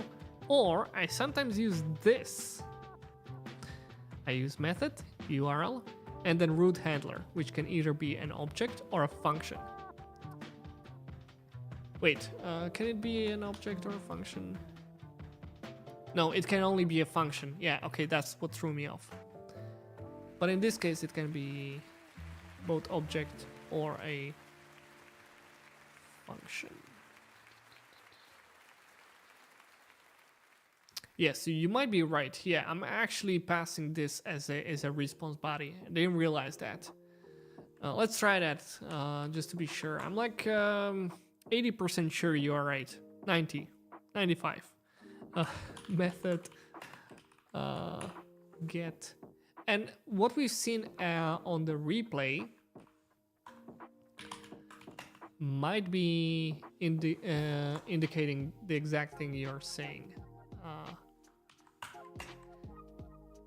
Oh wait, but why did I... Give me a second before I jump into this. So I have autocomplete here, and it's suggesting body or delay.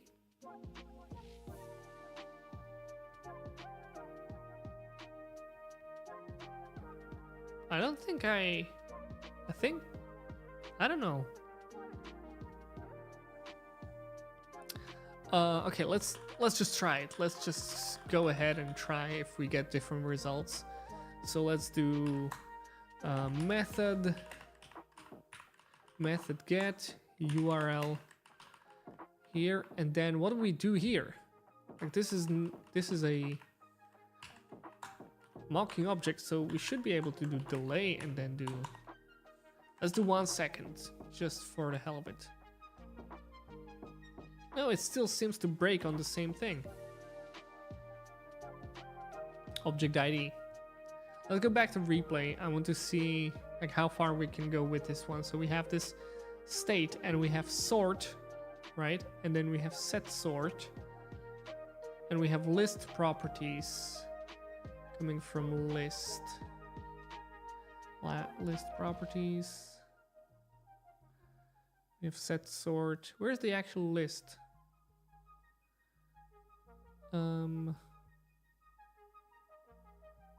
Because this is just like sorting thing, but the actual list should be coming from somewhere.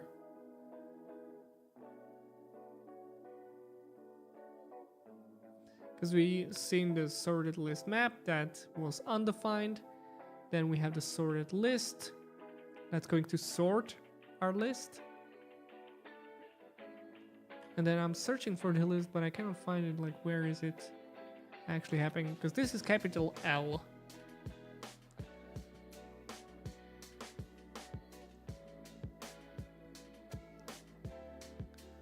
Sorts, none.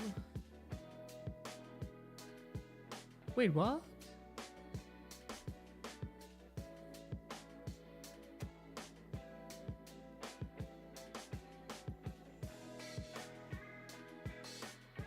List is a prop.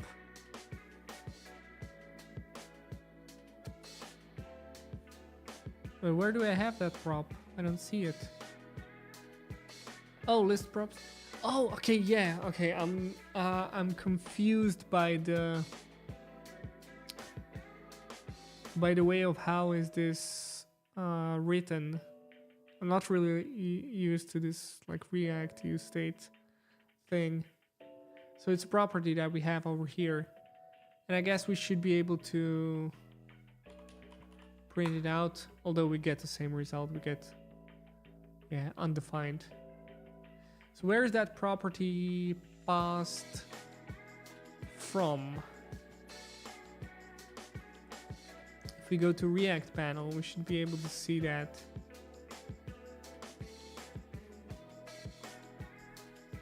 It's TypeScript.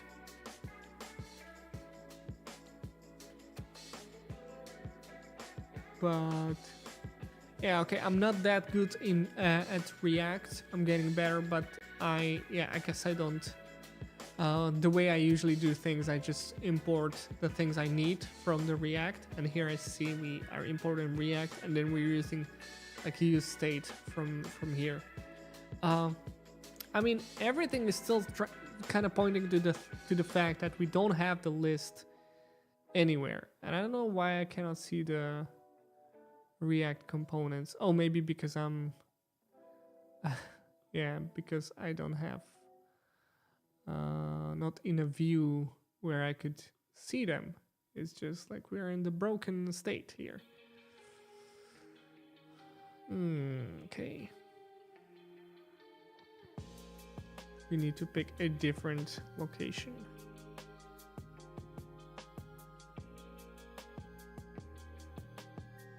Yeah, it's like a split second where we actually appear. Whatever.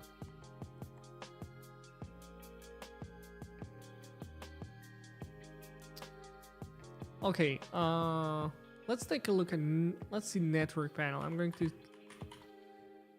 do the network panel.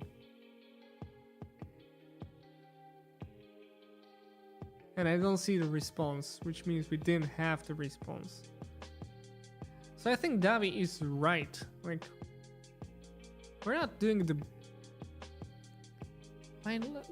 What's wrong with this? I'm looking at this.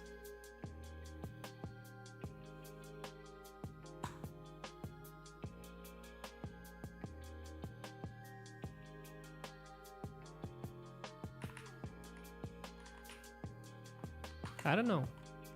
Like, I shouldn't be... Like, the thing I did should not be changing the body. And for some reason it is.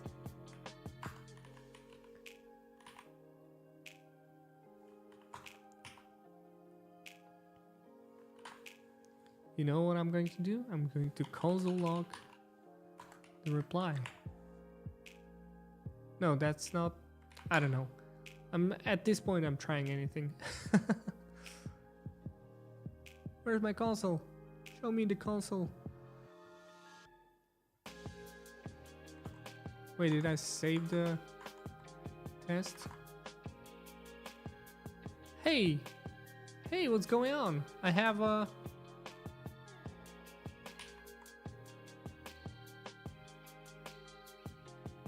Okay, now it's working. Oh, because we're not actually doing anything to the replies. So let's do... Oh, yeah, I see the error here now. So let's do response. Then response. I want to do the response body. Just console log it out. See what's going on. Console log.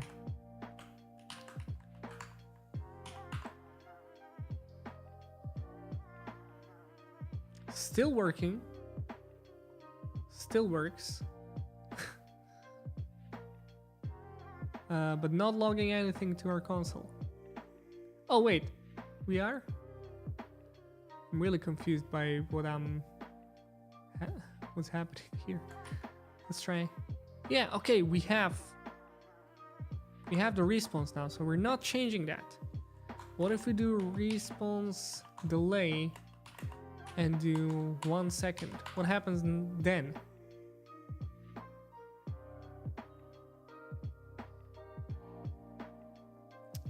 It seems like we're still working.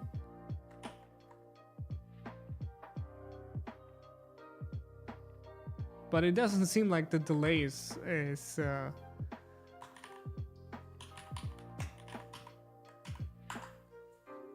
actually being applied. Oh wait, or is it? Oh, it could be applied. Wait, we're not actually waiting for that.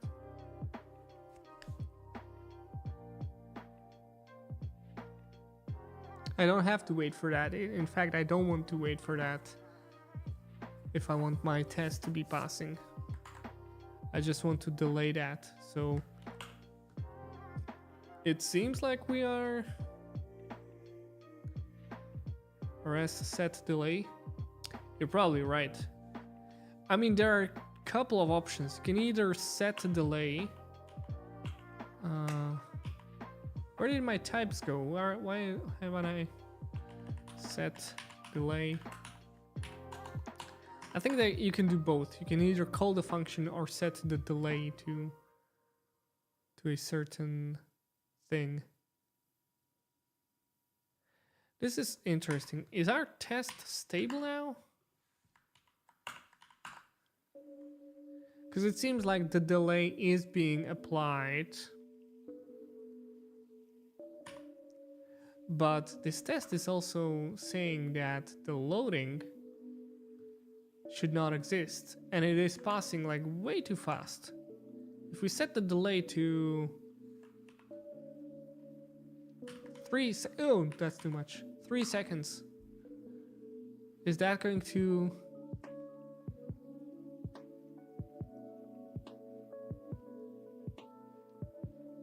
Oh, okay, yeah. Okay, I just realized I'm looking at the wrong thing. We are actually waiting for that only on the last one. Because we do the 6 searches, then we search should be visible, should not exist. And so that's where this is where the wait will actually show. There's a simpler solution. I believe that. I think I get so tunnel focused here. I get so much tunnel vision here that I may have been looking into it too much, and I missed the simple solution. Or I think what's maybe more probable is that Walmir, with his elegance with Cypress code, does actually have a solution that I'm not familiar with, and I'm going to just fall in love with. So let's take a look, and we can wrap this up for today. So let's go ahead and wait, what was the, I forgot the link. I'll find it. It was Boas. Yeah, okay. I'm not trying to attempt that. Version 2. Version 2. Okay. So final solution. I'm almost afraid to open it. Okay, let's do flaky test. Sample. And let's see. CY intercept get search. So that's a good thing. You're doing this search, the wildcard search, more globally than I do. That's probably a good thing. You wait for get stories after you do that. And you removed the loading, waiting for the loading. That is a solution, so that's good. Extra. Oh, that's right. You can use fixtures. So you, instead of having that response, I don't know, like if fixtures add too much value to that, I might argue. But yeah, it is a good, probably faster. Yeah, you could probably have the fixture loaded faster than a real response. So that's, yeah, that's good. Where do we go from here? Search fixture stories. What are these? Wait, that's the same fixture. What's the difference between these two? I don't see it. We have the same intercept. Oh, we don't wait here. The loading was not the point of the testing line 5 buttons. Yeah, I think I mentioned that if the loading is what is making the test flaky, it should probably not be here. And it's also probably something you want to do with more with like a component test instead of like the test end-to-end test. I did see this causing troubles. In fact, I wrote a blog post about this just recently, and we were helping Metabase to fix our flakes. We examined like what's happening, and we have been able to confirm like the very exact thing that, okay, the loading animation is there, but Cypress is not able to find it because the application is moving too fast. And the creator of this test knew it. And what they did was that they would have this intercept, and they would use set throttle function. So they would like throttle the response so it comes back slower. But the problem with set throttle is that it is like limiting the amount of kilobits per second it will allow. It will not do the time, right? It will do the kilobits per second. So what might happen is if this API call is suddenly much smaller than it used to be before, your test is starting to fail because set throttle will now take shorter time to like let in the response than before. If the response is big, then it's going to take some time. If it's smaller, it's going to be faster. And that's what ultimately made this test fail, because again, like Cypress could not catch that thing in time. Oh, and while we're sending a solution for the component test, so let's take a look at it, and I think that might be really nice. Yeah, let's go ahead and search for that.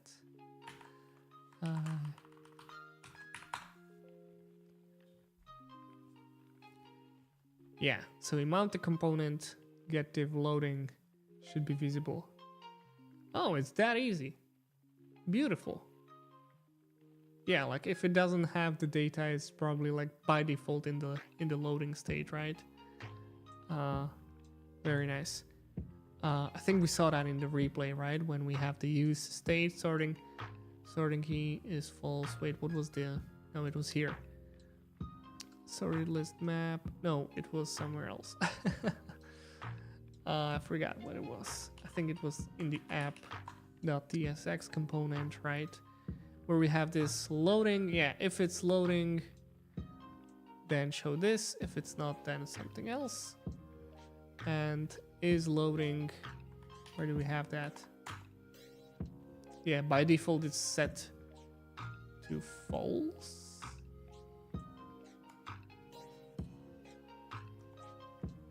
Yeah, I just assumed that this would be set to false by default. If we take a look at what do we do? Import loading.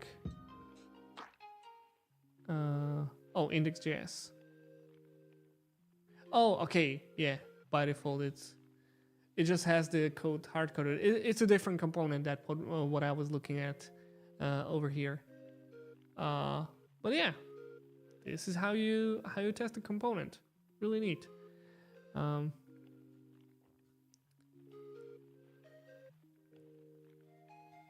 Yeah, and we have one more solution for from Walmir for this one.